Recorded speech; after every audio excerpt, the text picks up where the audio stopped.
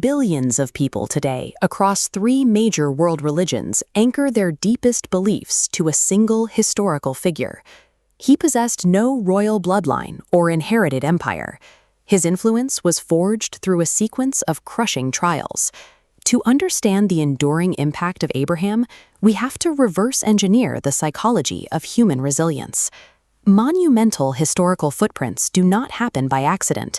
They are the direct mathematical result of individuals who refuse to break under immense pressure. The Quranic text, specifically Ayat 124, defines these trials as grueling tests of submission to a higher purpose. These tests required profound isolation. True resilience is built when no one else is watching, in environments specifically designed to break the human spirit. The reward for surviving this crucible was elevation. Abraham went from a solitary believer to the designated leader of mankind.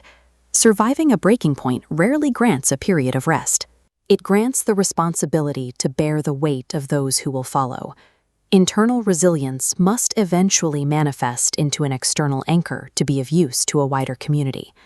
Establishing this anchor meant building a foundation in a barren, uncultivated desert valley, lacking basic resources like food or water. Abraham, alongside his son Ishmael, engaged in the grueling collaborative labor of raising the structure's foundation from the rocky earth. They built the Kaaba. Its architectural philosophy is radically simple, a cube built as a universal sanctuary for peace, rejecting the extravagance of ancient palaces. Ayat 125 instructs purifying this space, ensuring a clean slate for all future generations. The proof of an individual's resilience is their willingness to construct a safe harbor for a community they may never live to see. The stark simplicity of Abraham's initial foundation triggered a continuous, centuries-long gravitational pull on the region. What began as an isolated desert marker rapidly evolved into a densely populated focal point, drawing settlements that stacked tightly against the harsh terrain. Today, that footprint has expanded. Housing millions of simultaneous visitors requires a massive modern infrastructural geometry laid directly over those original valleys. The true strength of a monument is found in its capacity to physically expand and adapt as a community grows across millennia. Physical monuments carry a critical vulnerability. Without a continuous ideological lineage to maintain them, buildings inevitably degrade into ruins.